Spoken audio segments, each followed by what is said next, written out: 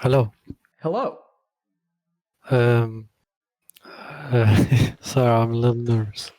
Yep. So, my, You so and my everyone question, else. yeah. So, how do you deal with unironically being dead inside due to a long time of suppressing emotions? So how do you manage having suppressed emotions for a very long time?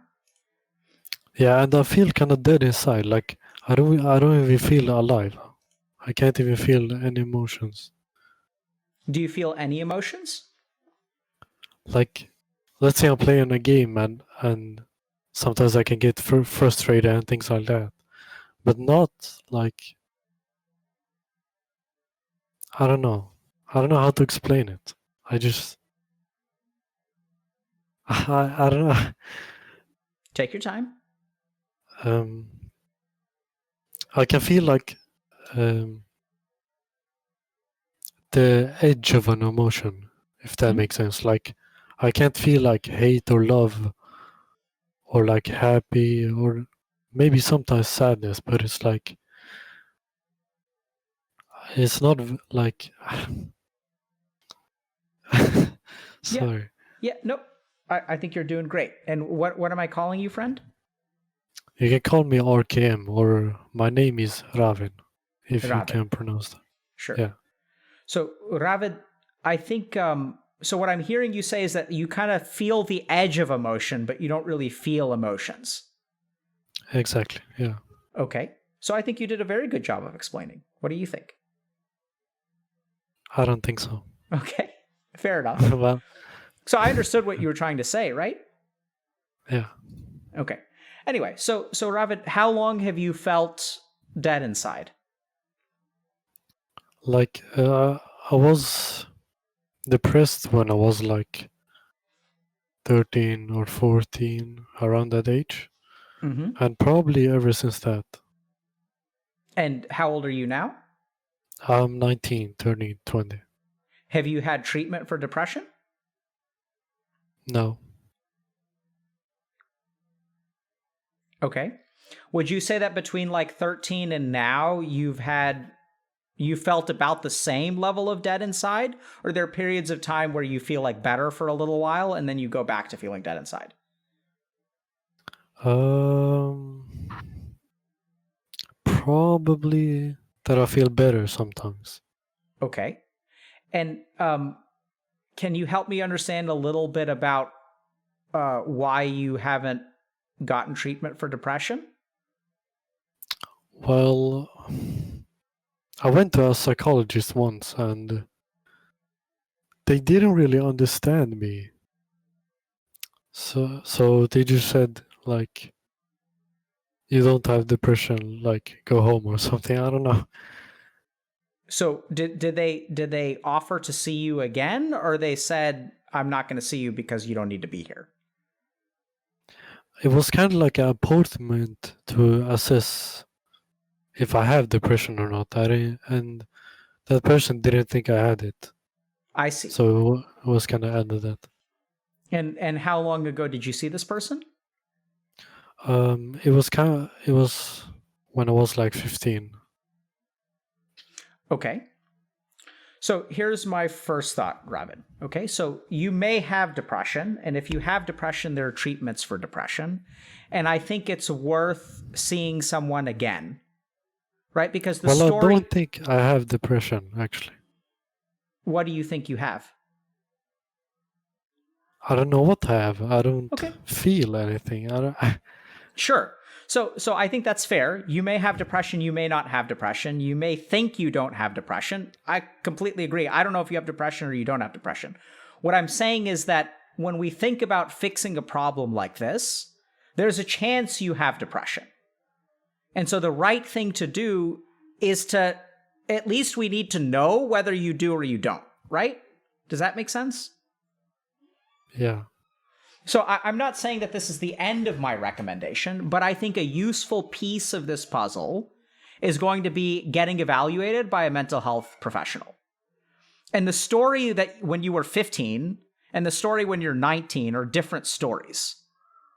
Does that make sense? Like, Yes. if you're a 15-year-old and you go see a psychologist once and they ask you about your feelings and stuff, like at 15, you don't even know what you feel, and you've been feeling this way maybe for about a year, right? But you don't even know how to articulate, like, you don't know how to say what you feel when you're 15 years old.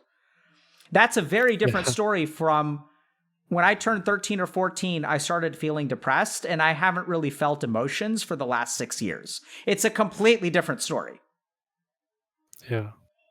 And so just because someone met you once and didn't think you were depressed when you were 15 doesn't mean that that person was correct, or even that even if they were correct in that day, the story back then and the story now is like very different. Does that make sense? Yeah, I get that.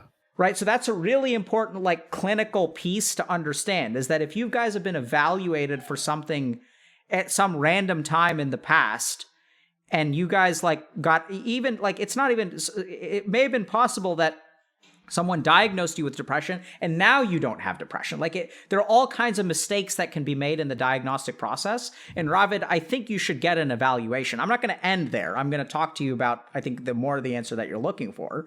But I think this is the kind of thing where like I would feel stupid if we just talked about feelings and meditation and things like that, and you actually like had clinical depression and like you just didn't get treatment for it, because that would be dumb. Does that make sense? Yep. Like we're gonna do the Dr. K, like understand yourself and like learn to feel your emotions. We're gonna do all that. I'm gonna give you all that. But like at the end of the day, it's important to be like very like careful and treat yourself with the respect that you deserve, which is giving yourself every opportunity to like get better and overcome this problem. And one of those instruments or one of those tools you can use is a clinical evaluation for some kind of depression. Does that make sense? Mm-hmm. Yes. Okay, on to the Dr. K stuff. Okay? So it sounds to me like you're alexithymic. Have you heard us talk? Okay. Yeah. So what's your understanding of how we approach alexithymia? I don't know how you approach it, but I know what it is. You do know what it is? Yes. And what's your understanding of what alexithymia is? You can't really explain how you feel, I guess. Yep. Yeah. So I would describe alexithymia as like being unable to feel, like understand or feel emotions. So it's like you can't describe how you feel. It's sort of like you're colorblind to emotions. And so alexithymia, like, do you play a lot of video games, Robin? Yeah, for sure. How many hours a day would you say you play? Well, maybe 5. Okay. And how do you spend the rest of your day? YouTube, Twitch, Dr. K, wasting time, you know?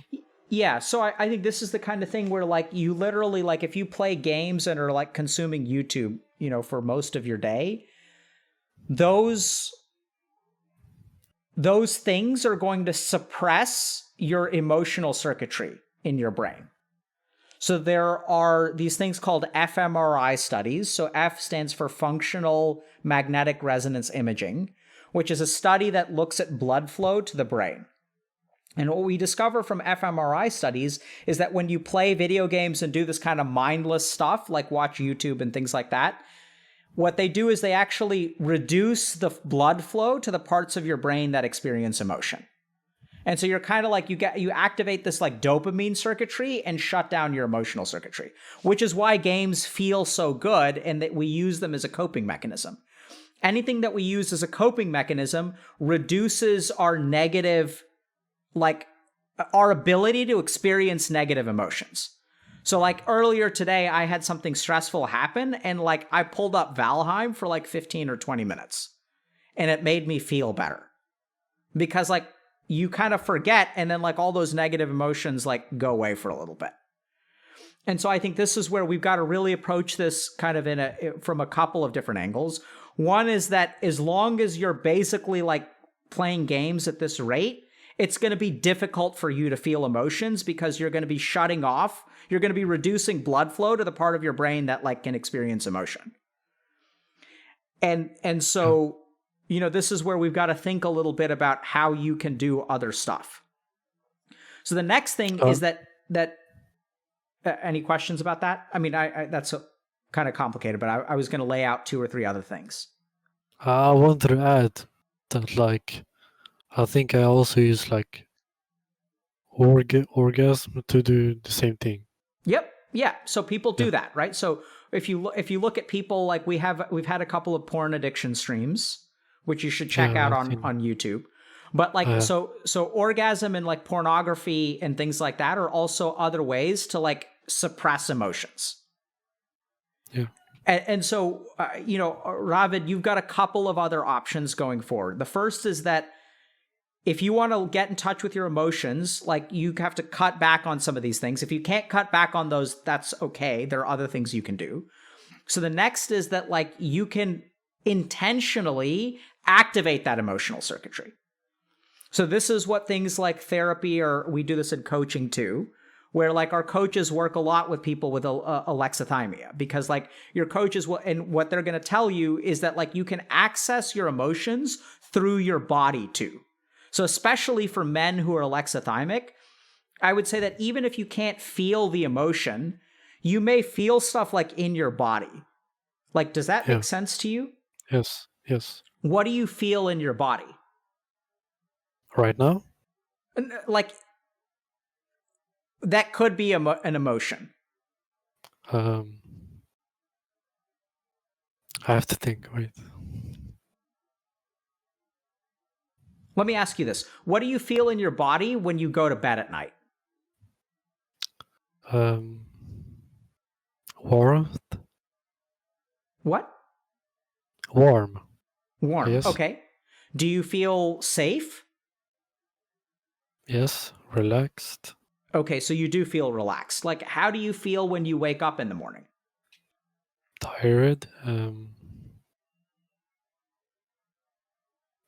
I don't know. I can't really put myself in that. So this is where, like, when you feel the edge of an emotion, because you say you feel the edge of them, right? When you feel that edge of emotion, do you notice that you feel particular things in your body at the same time? I don't really notice it. Okay. So that's something that you've got to pay attention to. So like the next time that you feel at the edge of an emotion, I want you to pay attention to your body and see if something is different in your body. You may feel something like in your stomach. You may feel something in your throat. You may feel something in your chest. You may feel like tension in your back. And that's going to be your like avenue into the emotion. Yeah. That's something you can kind of do on your own, but this is also something that like if you work, with a trained professional, it can help. So I think second thing, a couple of other things about alexithymia is that like, when you do like coaching and therapy, like what's going to happen is that they're going to be asking questions that are going to be bringing the emotion up. And so like during those times, like the blood flow to your emotional centers of the brain is going to be higher. And as you wake those parts up, as you learn how to feel those emotions, then it's going to be like, you're going to start to get the whole range of them. And so like, I sort of experienced this when I had kids because my emotional circuitry like got more active. And so then what happened is I started like crying and stuff like all the time. Like I didn't used to cry, but now I like cry all the time on stream. And so what I found is that I could feel love more intensely, and I could also feel like sadness more intensely. And now I'm not recommending that you go out and have a child to fix this problem, but like my point is that essentially, like if we look at our alexithymia, what happens is if we turn up the volume on our emotions, we turn up the volume on all of our emotions. And so then the next question is, what are the emotions that you're trying to avoid? Yeah. What do you think? Loneliness. But that's not an emotion, but... Sure it is. It is? Sure. Well, that, I guess. Right? So like this is where, so now what's happening, Ravid, is that you're feeling lonely, and then you do certain things to push the loneliness away. Yeah, I know. Right? And so as long as that cycle is going on, you're not going to feel much. because you're actually trying to not feel. Yeah, but I'm kind of like addicted, so I can't stop. You're damn right you're addicted. So how do you get unaddicted, right? So that's where like you've got to start by facing that loneliness. Because as long as you're afraid, as long as the loneliness controls you, and as long as you can't feel lonely, you're going to be addicted to this stuff. And the more that, because think about this, why are you addicted to it? It's because you can't sit with being lonely. Exactly. Like it hurts so much to be lonely. You're like, I can't feel that. I'm not going to do it. Yeah. And as long as you can't sit with the loneliness, then you're going to keep doing the thing because that's the way that you make the loneliness go away. So of course you're addicted. Whether it's orgasms, masturbation, video games, Netflix, YouTube, whatever. It's all to run away from the loneliness. And if you want all of that stuff to come crashing down, you have to sit with the loneliness. Learn to be with the loneliness. If you can do that, then you don't need to play video games 5 hours a day. I also want to add, like, I'm trying to become like a pro player, so it's hard to stop gaming because of that also. Okay. I mean, I think that if you want to be a successful pro player, you're going to have to deal with the loneliness. How do I deal with the loneliness? Go see a therapist, or you could do coaching too, but I'd really recommend therapy and a clinical evaluation. I can't really afford therapy. Okay, that's a tricky thing. What country are you in? Sweden. I thought it was free for you guys. It is? I think so. I think until you're 20, it is. I would definitely check into that. You think it's not true? Or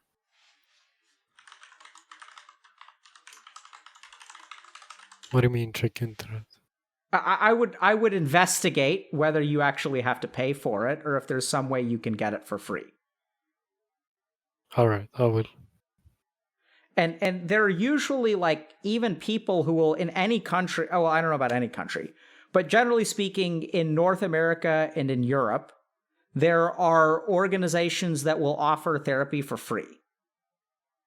So you just have to find one of those organizations. I'm not too sure, but I think that there are like organizations. You can check out Rise Above the Disorder, which is a good organization. I think it's based in the United States. I don't know if they do things in Europe, but I thought Sweden had socialized medicine.